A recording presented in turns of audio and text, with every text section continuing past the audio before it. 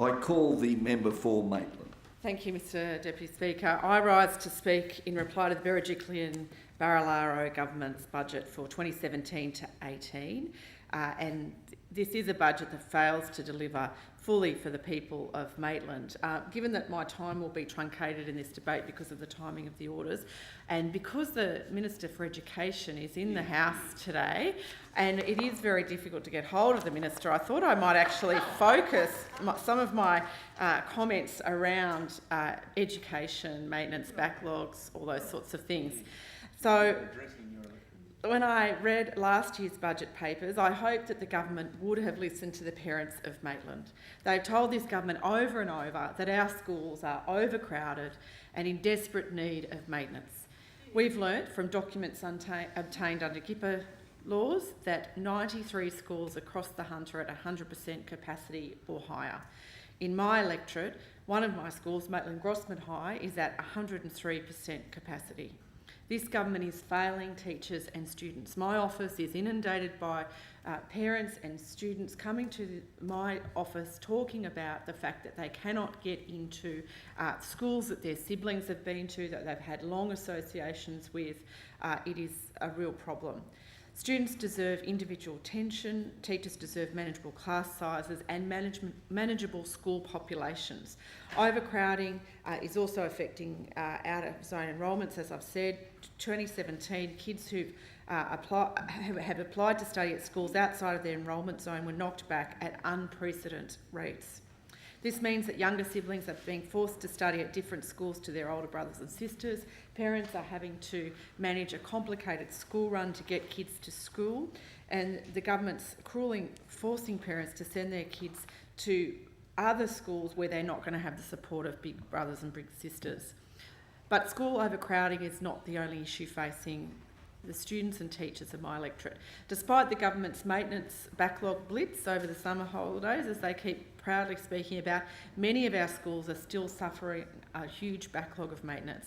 It's not a luxury item for schools, it's the basic things. It's replacing broken fans and heaters, fixing leaking taps, repainting classrooms and replacing threadbare carpets. The government boasted that their budget was the envy of the Western world, with a $4.5 billion surplus.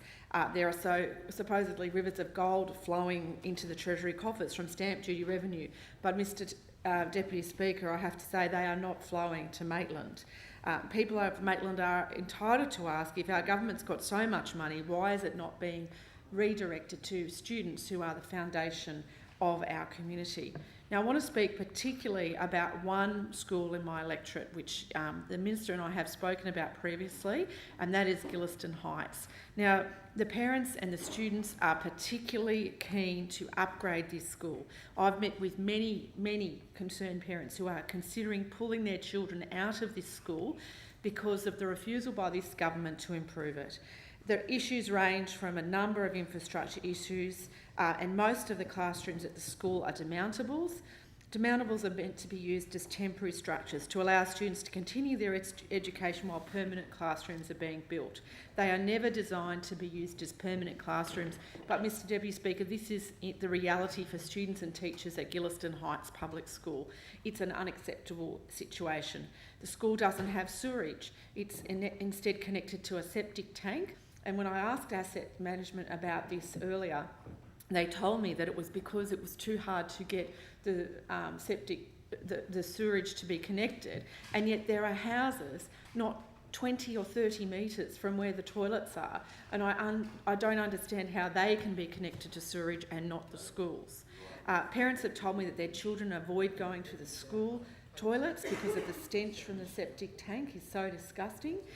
They've told me that just last week I was at the school, and parents have told me that the flushing mechanism in the toilets is not working correctly and has not been working that correctly for years.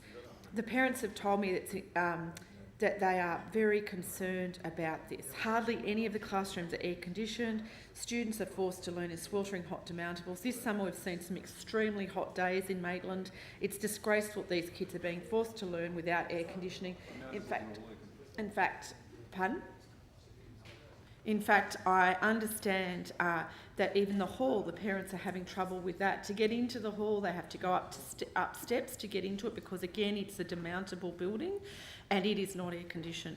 The fence that surrounds the school only reaches waist height, and this has got obvious implications, particularly in a school where they have what they call runners, who are students who run away from the school during the day. The only solution they've had, Mr Deputy Speaker, is to put high-vis vests on these students. So instead of having the big black fences that are very strong and secure and keep students where they're supposed to be, this one has got just a very small farm fence which the children can quite easily get over. The school's response to this is just a real problem. It means that those children who are having these behaviours are excluded and singled out, and all it would take is the government to install a proper security fence. It's not too hard. The playground equipment that was destroyed in April 2015, the small piece of equipment, has only just been replaced. And when I was there on Friday, it's still got all the tags and ribbon around it to say that it can't be used because they're doing safety checks. Now, this is in the third or fourth week of school. We've got a resource that the students have waited 3 years to be replaced and still not replaced. It's not good enough. Now, I'm very concerned about this, and when I look at the priorities of this government, it is all about wrong priorities. We can spend over $2 billion knocking down stadiums in Sydney, but we can't work to ensure that toilets in a school are not so disgusting that the students are not keen to use them. That is just not good enough for our community.